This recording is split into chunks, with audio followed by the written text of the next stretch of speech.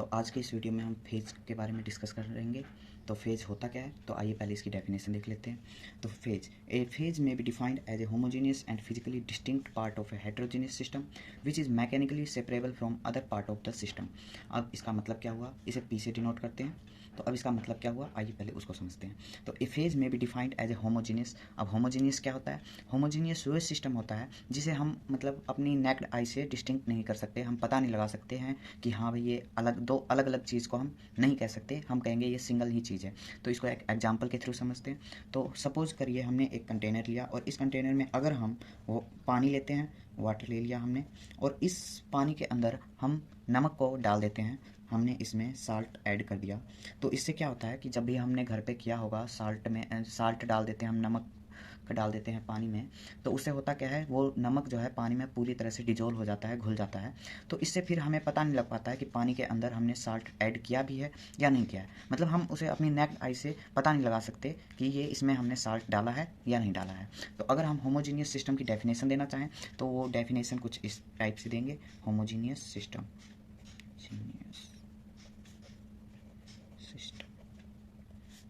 अब इसकी हम डेफिनेशन देखते हैं। ए system containing two or more substances that are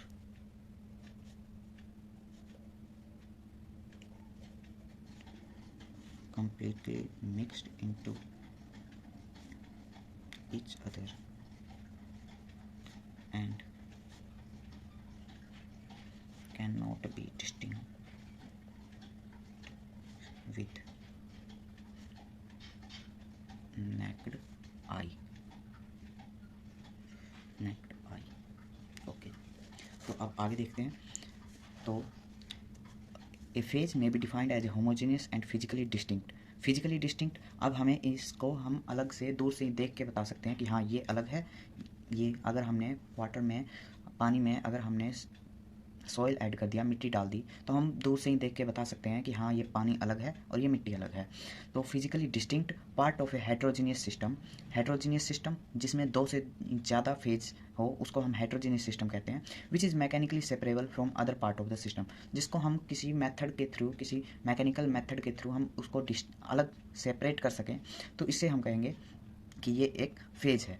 तो सपोज़ हमने वाटर लिया और वाटर में हम कैरोसिन डाल देते हैं, तो हमने देखा है कि वाटर और कैरोसिन आपस में डिजोल्व नहीं होते हैं। तो कैरोसिन सेपरेट दिखेगा, कैरोसिन के ऊपर लेयर होगी और वाटर अलग होगा। तो हम देखते हैं कैरोसिन और वाटर, हम दोनों को नेक्ड आई से देख सकते हैं, ये फिजिकली डिस्टिंक्ट होते हैं। और हम दोनों को कुछ ना कुछ फ्रैक्शनल डिस्टिलेशन मेथड और भी मेथड है, उन मेथड से हम इनको दोनों को सेपरेट कर सकते हैं, वाटर और कैरोसिन को। तो ऐसे में हम कहेंगे कि ये दोनों दो अलग अलग फेज हैं। तो अब हम देखते हैं कि और कितने टाइप के किस टाइप के सिस्टम होते हैं और उन सिस्टम में कितने फेजेस होते हैं। तो चलिए सबसे पहले हम प्योर सब्सटेंस के अंदर देखते हैं कितने फेजेस होते हैं। तो प्योर सब्सटेंस कोई भी हो, सॉलिड हो चाहे लिक्विड हो चाहे गैस हो, सॉलिड, लिक्विड एंड गैस कोई भी हो। अब प्योर सब्सटेंस का फेज हमेशा 1 रहता है। हम मेनली फेज को सॉलिड, लिक्विड और गैस, ये 3 मेनली फेज हम जानते हैं, लाइफ में देखते हैं। तो सॉलिड हो या लिक्विड हो या गैस हो, हम उसके फेज को 1 लेते हैं। एग्जांपल लें अगर हम वाटर H2O, तो वाटर एक लिक्विड है, तो वाटर का फेज हम 1 लेंगे। और भी अगर हम एग्जांपल ले लें शुगर, चीनी ले लिया हमने, तो चीनी हम देखते हैं क्रिस्टलाइन फॉर्म में होता है शुगर, तो उसको भी हम कहेंगे कि इसका भी फेज 1 है। अब देखते हैं mixture of non reacting gases. अब जो गैसेज होते हैं, एयर में गैसेज होते हैं O2 प्लस में N2, और भी बहुत सारे गैसेज होते हैं।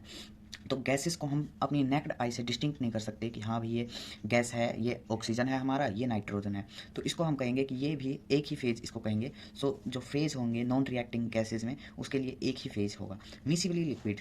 अब मिसिबल लिक्विड वे होते हैं जो एक दूसरे में कम्प्लीटली डिजोल्व हो जाए, मिक्स हो जाए। अब मान लो हमने वाटर लिया H2O और हम इसमें इथेनॉल डाल देते हैं C2H5OH, इथेनॉल वही शराब। तो अगर हम वाटर में शराब ऐड करते हैं तो वो कम्प्लीटली मिक्स हो जाता है, हम नहीं पता लगा सकते हैं इसमें हमने वाटर में इथेनॉल ऐड किया है, हम उसे देख के नहीं पता लगा सकते हैं। हाउएवर हम उसे स्मेल करके पता लगा सकते हैं।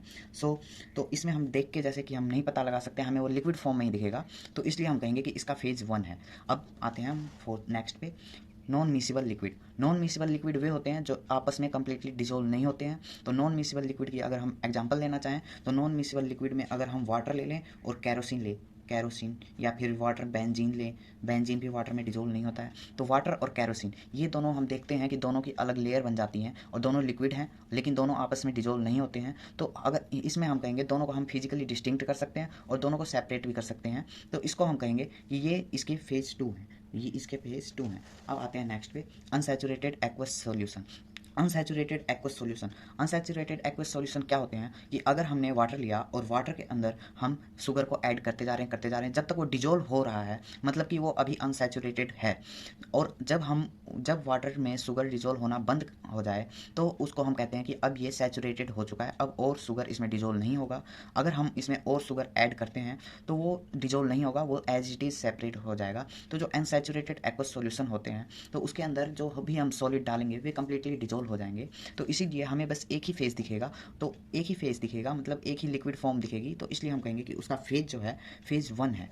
अब सैचुरेटेड एक्वस सॉल्यूशन, सैचुरेटेड मतलब अगर हमने शुगर एक लिमिट अमाउंट के बाद शुगर डिजोल्व होना बंद हो जाएंगे, एग्जाम्पल जो हमने लिया उसमें शुगर डिजोल्व होना बंद हो जाएंगे। अब जो है जितना हम एक्सेस डालेंगे वो एज इट इज़ उसमें पड़ा रहेगा। तो हम देख सकते हैं कि शुगर अलग है और वाटर अलग है। तो ऐसे में हम दोनों को फिजिकली डिस्टिंक्ट कर सकते हैं। ऐसे में हम कहेंगे कि इसका फेज जो है फेज 2 है। अब mixture of solid, next term पे आते हैं हम, मिक्सचर ऑफ सॉलिड। अब मिक्सचर ऑफ सॉलिड में क्या कहेंगे हम कि दो सॉलिड को अगर हम मिक्स करते हैं, सपोज हमने शुगर लिया और साल्ट लिया, शुगर और साल्ट को अगर हमने मिक्स किया, शुगर एंड साल्ट, तो हम दोनों को देख सकते हैं कि हाँ दोनों शुगर है एक साल्ट है।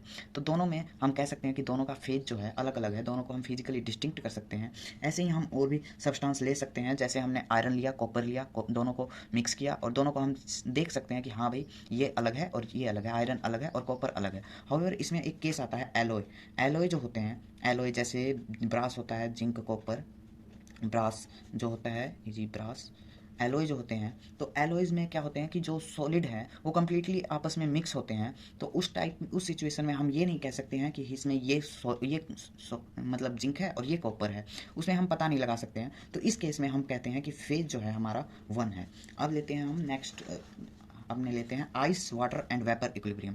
जब वाटर का ट्रिपल पॉइंट होता है जो 0.1 डिग्री 0.01 पे होता है, तो 0.01 डिग्री सेल्सियस, तो ऐसे में आइस जो होता है, आइस सॉलिड फॉर्म होता है, वाटर लिक्विड फॉर्म होता है और वेपर्स गैसियस फॉर्म फेज में होते हैं। तो ऐसे में हम तीनों फेजेस को देख सकते हैं अपनी आंखों से, नेक्ड आई से देख सकते हैं। तो ऐसे में हम कहेंगे इसके डिफरेंट फेज है, 3 फेज है, तो इसके लिए हम कहेंगे फेज इसका 3 है। अब नेक्स्ट आते हैं हम कैल्शियम कार्बोनेट पे। कैल्शियम कार्बोनेट को जब हम हीट करते हैं तो वो कैल्शियम ऑक्साइड और कैल्शियम कार्बन डाइऑक्साइड में डिसोशिएट हो जाता है। कैल्शियम कार्बोनेट जो होता है वो सॉलिड फॉर्म में होता है, कैल्शियम ऑक्साइड भी सॉलिड फॉर्म में होता है और कार्बन डाइऑक्साइड जो होता है वो गैसियस फॉर्म में होता है। तो ऐसे में क्या होता है कि जो सॉलिड है, ये 2 सॉलिड फेज है, कैल्शियम कार्बोनेट और कैल्शियम ऑक्साइड, ये 2 सॉलिड फेज है। और हमने देखा है कि 2 सॉलिड फेज के मिक्सचर को हम 2 अलग अलग फेज कहते हैं और एक हमारा गैसियस फेज है। तो ऐसे में हम कहेंगे कि यहाँ पर फेज 3 है जहाँ की 2 सॉलिड है और एक गैसियस फेज है, एक गैसियस फेज है। अब नेक्स्ट आते हैं अमोनियम क्लोराइड। अमोनियम क्लोराइड जो है, अमोनियम क्लोराइड एक सॉलिड है। अब इसको हमने हीट किया तो ये क्या होता है, ये अमोनिया गैस और HCl गैस में डिसोशिएट हो जाता है, ना कि HCl liquid, HCl gaseous form में निकलता है। आप इसमें कंफ्यूज नहीं होना है। तो अमोनियम क्लोराइड सॉलिड फेज में इसको डिसोशिएट किया तो हमने देखा है 2 गैसियस फेज में हम डिस्टिंक्ट नहीं कर सकते हैं कि हाँ भाई ये अमोनिया है और ये HCl है। तो ये दोनों मिलकर एक फेज बनाएंगे हमारे, ये एक फेज बनाएगा, एक 1 फेज, एंड जो एक है ये सॉलिड NH4 अमोनियम क्लोराइड, ये 1 फेज बनाएगा। तो ऐसे में हम कहेंगे कि यहाँ पर हमारे पास 2 फेज हैं। और भी आगे और एग्जांपल्स लेते हैं। और हमारे पास है ये सब्लिमेटिंग सब्सटेंसेस। सब्लिमेटिंग सब्सटेंस वे होते हैं जो सॉलिड से डायरेक्ट गैसियस फेज में सब्लिमेशन हो जाए। तो ऐसे में सब्लिमेटिंग सब्सटेंस अगर हम देखें तो sublimating substance such as iodine, iodine भी सब्लिमेटिंग सब्सटेंस होता है जो सॉलिड से गैसियस फेज में डायरेक्ट होता है। और कैम्फर को भी हम देखें तो ये सब्लिमेटिंग सब्सटेंसेस है। तो ऐसे में क्या हो गए, ऐसे में इनको हम कहेंगे कि इनके फेज 2 हैं, क्योंकि सब्लिमेटिंग सब्सटेंस में एक तो सॉलिड होगा हमारा आयोडीन और उसके बाद फिर कैम्फर हो गया या आयोडीन ले लिया, किसी भी एक चीज़ को हमने ले लिया और इसको जब हम सब्लिमेशन करवाएंगे तो इसका एक गैसियस फेज आएगा, जो गैसियस फेज बाहर सब्लिमेशन करेगा और जो सॉलिड फेज है, तो ऐसे में हम कहेंगे कि यहाँ पर इसके दो फेज हैं। हाइड्रेट सॉल्यूशन अगर हम देखें कॉपर सल्फेट CuSO4.5H2O, ये होते हैं कॉपर सल्फेट के। और भी हाइड्रेट होते हैं CuSO4.3H2O, इस तरह से और भी होते हैं। तो इस तरह से हम कहेंगे कि अब इसमें बताओ कितने फेज हैं। तो इसमें हम देखते हैं कि हर एक जो हाइड्रेट सॉल्यूशन होते हैं, copper pentahydrate, copper sulphate pentahydrate, इसका अलग कलर होता है। कॉपर सल्फेट ट्राईहाइड्रेट, इसका अलग कलर अलग होगा। तो ऐसे में हम कहेंगे each hydrate is a phase.